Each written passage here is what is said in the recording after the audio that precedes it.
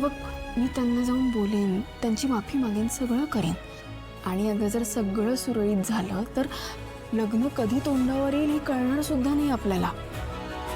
आई, हे बघ, तुला मनाची तयारी करावी लागेल अगं, की रात्री अपरात्री मी रिक्षाची भाडी मारणार आहे. अगं अशी काय करते आई? अगं वगैरे काही नाही.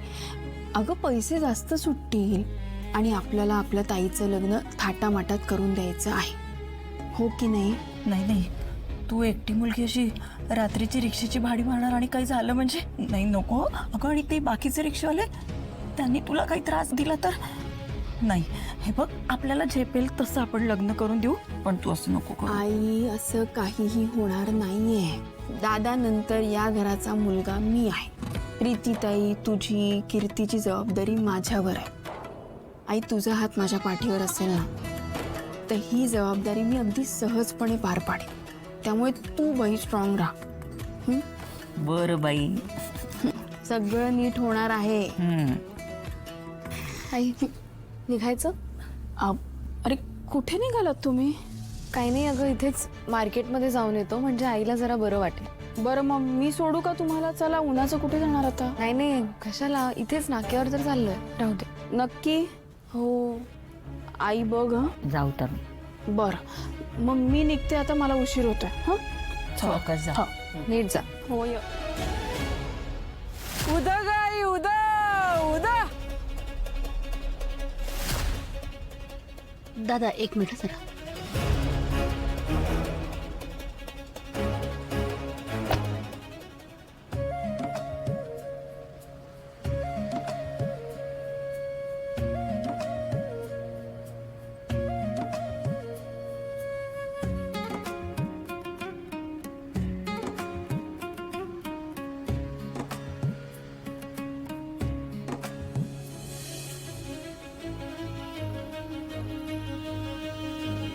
तुझ्या चेहऱ्यावरची चिंता आईला कळली हा बाळा.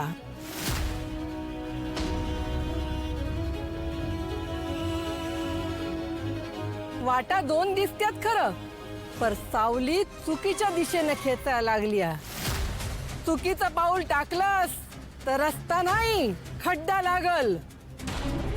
घराच्या दिशेने काहीतरी हालतंय, शांत दिसतंय, पर त्यात वादळ दडलंय बाळा.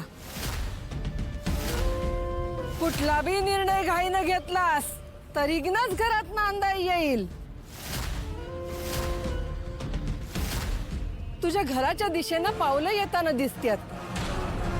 वाट फुलाची दिसत्या, पर बुडाशी काट लपलेली आहेत. एक चुकीचं पाऊल आणि तुझ्या समद्या घरादाराचं पाय रक्त बंबाळ होतील. घराला सांभाळ पोरी, घराला सांभाळ. उदय गाम्य उदय उदय. ताईसाहेब, निघायचं का? हो, निघूया.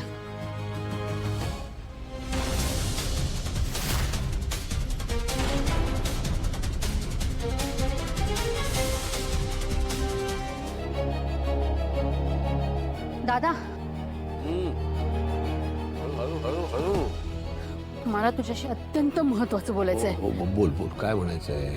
ती मुलगी प्रीती या घरासाठी मला अजिबात योग्य वाटत नाहीये. मुळात स्वराजने हा जो लग्नाचा निर्णय घेतलाय ना, तोच मला पटलेला नाहीये. त्या घराचं भलं करण्यासाठी म्हणून त्यांनी निर्णय घेतलाय, पण त्या घराचं भलं इतर मार्गाने सुद्धा करता येतं की आपल्याला. त्यासाठी स्वराजने स्वतःचं आयुष्य का पणाला लावायचंय? हा निर्णय घेतला आणि ती मुलगी नाही नीट निघाली तर केवढ्याला पडेल आपल्याला? कुठलीही चौकशी न करता तिथे जाऊन बोलणी करायची काय गरज होती?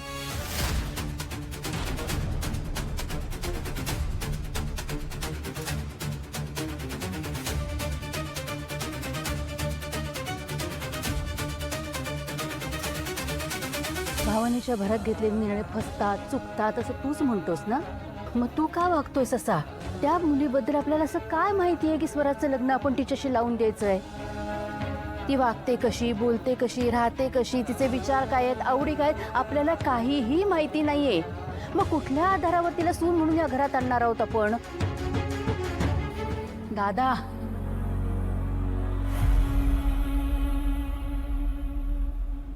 मगासपासून तुझ्याशी काहीतरी बोलतेय मी, ते इकडे निघून जातोयस, तिकडे निघून जातोयस. बोल ना माझ्याशी, गप्प कायस? मी गप्प आहे कारण तू काहीही बोलतेस तुला. आणि महत्वाचं म्हणजे ज्या गोष्टीसाठी मला स्वराजचा अभिमान वाटतोय, नेमकी तीच गोष्ट तुला कशी काय खटकते ग? ती ज्योती आपल्याकडे दोनदा आली जाब विचारायला, पण तिच्या बोलण्यामध्ये एक मुद्देसूदपणा होता, खरेपणा होता. तिच्या आईचे संस्कार असणार ना, पण तिचीच तर सख्खी बहीण आहे प्रीती. तिची आई चांगली आहे, बहीण चांगली आहे, म्हणजे तीही चांगली असेल असा तर्क लावायचा का आपण? चौकशी करायला नको? हे बघ सुलू, हे घराणं चांगलं आहे, ते फक्त गरीब आहेत म्हणून त्यांच्यावर संशय घेणं मला काही पटत नाहीये. आणि मला कळत नाही, ते प्रीतीची एवढी चौकशी करायची म्हणतेस तू, त्या तन्वीची का नाही केलीस ग मग? अरे एक मिनिट दादा, अरे असं कसं म्हणतोयस तू? सदानंद तुझा किती जुना मित्र आहे, किती वर्ष ओळखतोय आपण त्याला. तन्वी त्याची मुलगी म्हटल्यानंतर चौकशी करावी असं डोक्यातच नाही आला विचार. हेच म्हणतोय मी, तू एकाला एक आणि दुसऱ्याला दुसरा न्याय कसा लावू शकतेस ग सुलू?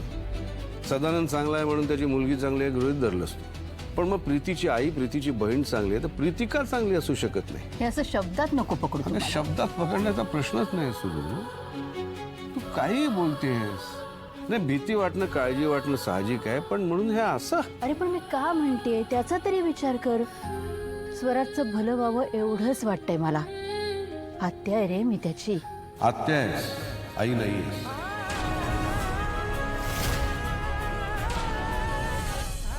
मी बाप आहे त्याचा, आणि म्हणूनच स्वराज जास्त जवळचा आहे मला.